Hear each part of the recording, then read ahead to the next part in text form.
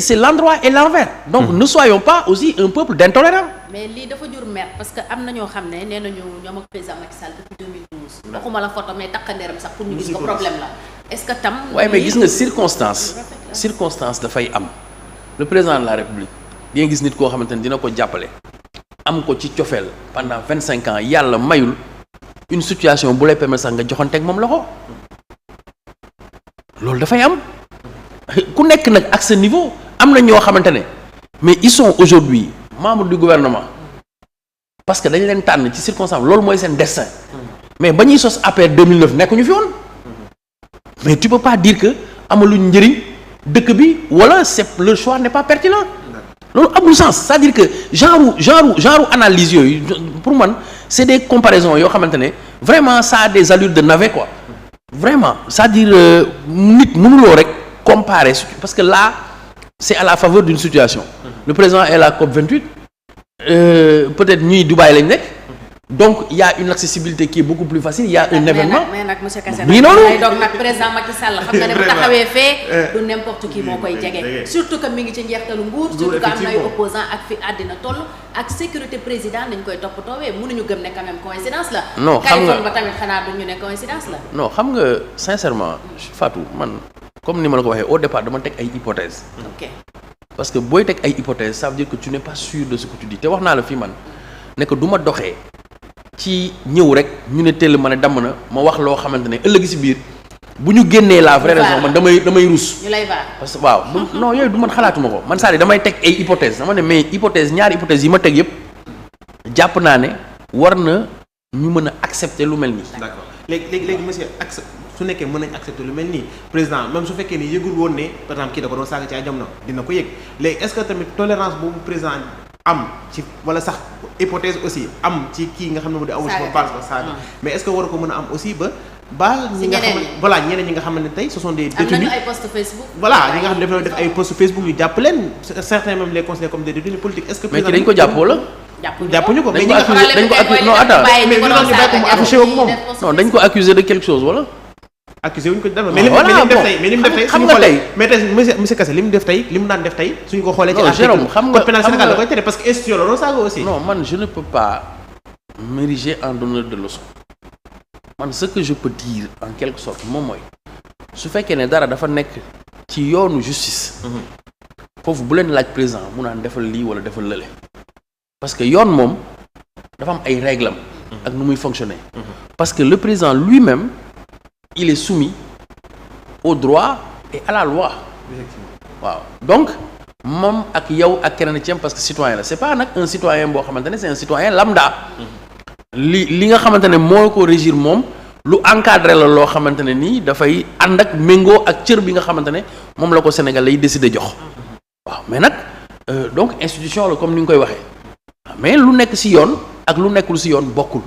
très bien suñu dernier point rapidement mooy mbiram Ousmane Sonko parrainage am ba tey mënagul sotti parce que procédure bi ko soxal ci kanam yoon mi ngi ba tey ci cour suprême barki démb ay avocats dugal nañu requête pour que ñu accélérer procédure bi mais cour suprême dafa ko gàntal gannaaw rabat d'arrêt bi nga xam ne yóbbu nañ ko foofu caution woowu tamit ba mu ko yóbbu gis nañu CDC ni mu doxalee woowaat Ayib ne ko daal kaay jël sa chèque mënaguñ ko jël caution boobu ndax Ousmane Sonko nekkul ci liste bi DG yónnee ñu bari gis ne dañu nekk di utiliser même administration bi dans l'affaire Ousmane Sonko loolu naka nga koy expliquer sénégalais yi nga xam ne peut-être ñoom ñuy seetaan jamono ji.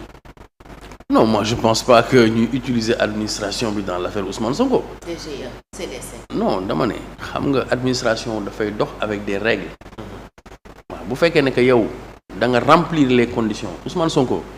dafa gën Pape Djibril wala. non. est-ce que dafa gën Bougane. mais situation bokkul. non xaar rek lu tax situation bokkul la moo ko tere c'est-à-dire on est quand même en situation d'égalité devant la loi. ñëpp bokk yem. le traitement normalement il est le même. pourquoi ñu war a mën a traiter Bougane nii traiter Ousmane Sonko ne. c'est parce que bokkuñu cas. bokkuñu charge yi nga xamante ne moo pesé ci seen kaw. bokkuñu li nga xamante ne moo dal ci seen kaw ndond. donc pourquoi léegi maintenant vous voulez. un citoyen boo xamante ne c'est un citoyen normal ngeen bëgg ko def un citoyen exceptionnel au regard de la loi gisuma lan mooy parce que tey ñi déposé seen caution yëpp kenn déggu leen ñi nga xamante ne ils n'ont pas maille avec la justice ils n'ont pas de problème yi nga xamante ne problème mu procédure la nekkuñu ci ay questions yoo xamante ne c'est des questions c'est des questions extra je dirais électorales. Donc c'est normal. Tey aujourd'hui candidat bi ngeen di wax. il est entre les mains de l'administration pénitentiaire. benn deuxièmement am na lu ñu teg ci ndoddam. troisièmement mënul dem dikk. donc il peut être acceptable que yenn situation yi nga xamante ne les citoyens normaux ñi ngi koy ci yi nekk dans une situation normale ñi ngi koy mën a am moom xëy na peut-être ñu mën ko xañ. mais monsieur Kassé su ñu gisee 2019 parrainage amoon na te 2019 amoon na aussi ay candidats. candidats yooyu Khalifa Sall mii ci la bokk. mii nga xamante ne jamono ji moo ngi ci yoon.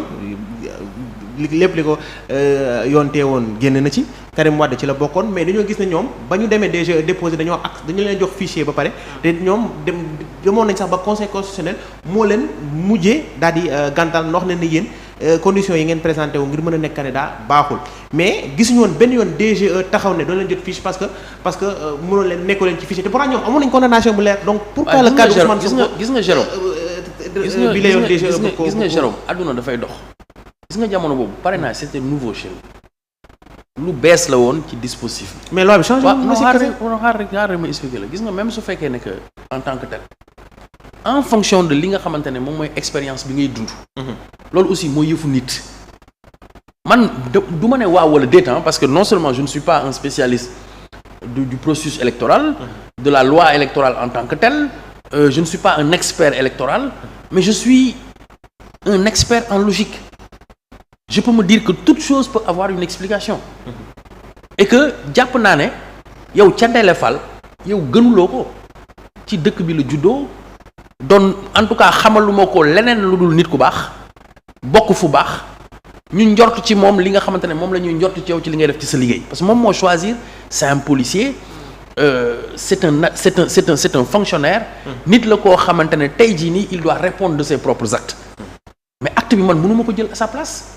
il est de sa responsabilité de le faire li mu mën mooy nekk républicain nangul ko am ay voies de recours ma utiliser voies de recours yooyu boo utiliser voies de recours yooyu aussi ay yeneen sénégalais comme yow yoo xamante ne tu n'as pas le monopole de la connaissance ou du patriotisme sur eux ñoom aussi ñoom ñooy ñëw prononcé wu mais bu fekkee ne aspect yooyu nanguwuñ ko gis nga suba même sa doom bu defee entrée en sixième bu ñëwee ngi ne amul da ngay ne man sama doom am na.